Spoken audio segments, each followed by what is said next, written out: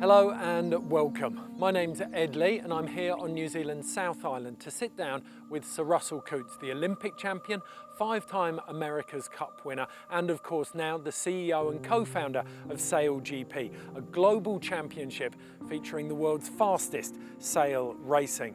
We're here to discuss the announcement today of the postponement of the 2020 season into 2021 amid the ongoing effects of the coronavirus pandemic.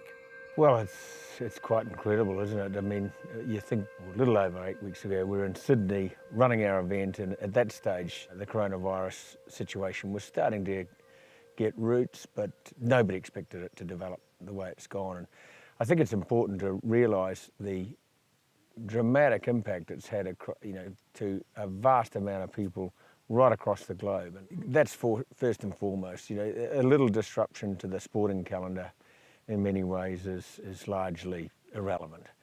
So, we've been watching that situation and of course, as we've got more and more information and recognising that we have people from all over the world that come together to run one of these events, it's not just about the competitors, but there's all of the people involved in the organisation. We had to look at it and decide what we're best to do, and by the end of it, the answer was pretty clear.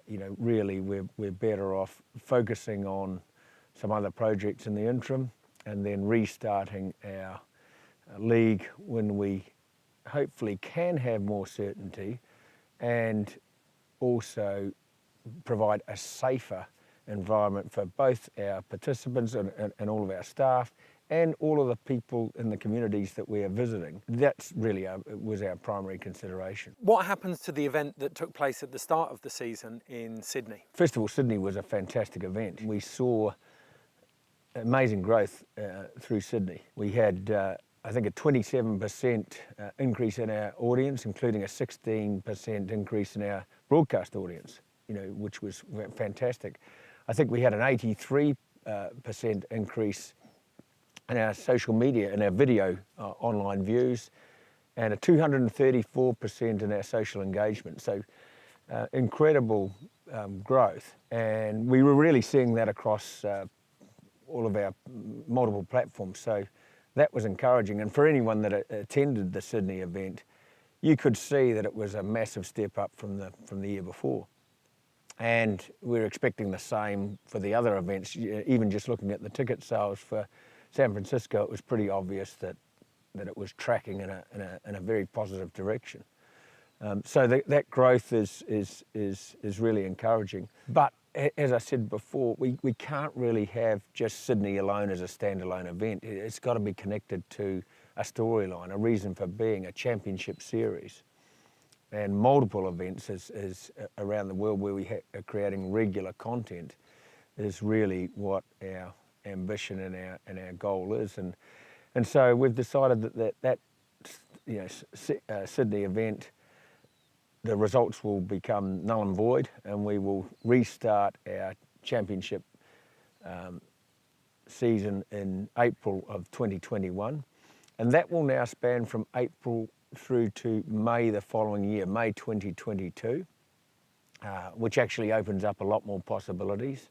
The first event will be in San Francisco, so those dates have been confirmed, and the second event will be in New York City. Those dates have been confirmed. I suppose it's a much better alternative rather than to try and rush one season out with half the time. All of the facets of our event are important to us. It's not only about the competitors, it's about the fans around this and the experience that they receive as well that is important, as well as obviously our broadcast coverage and all of the components that go into making one of these events. So we really had to face some tough decisions, and the decision, I think, is at the end of the day just became obvious. You mentioned it earlier on that this is a terrible situation, but it's also a very rare opportunity. Well, I think that the unique thing about this situation is it's more or less forced us to pause and think about how are we going to react to this. And I think it is an opportunity to look at what we would like to improve and then take the time to work on those improvements. And if we were in the process of just running events, I don't think we'd have the chance to really, implement those changes. And so we've taken a fresh look at all of our operations across the board, focused on 10 projects that we believe will really jump our product forward. That's what we're going to mobilise our team towards, and we're very excited about that. I think particularly in the categories of broadcast, our operational procedures at events, and the efficiencies we can gain there, and in terms of the way our content creation and the way we are marketing and storytelling around the events, I think we can make dramatic improvements to what we're doing. So that's an exciting prospect, and it's perhaps the one positive that we can take out of this current situation, is that we're now in a position to be able to do that.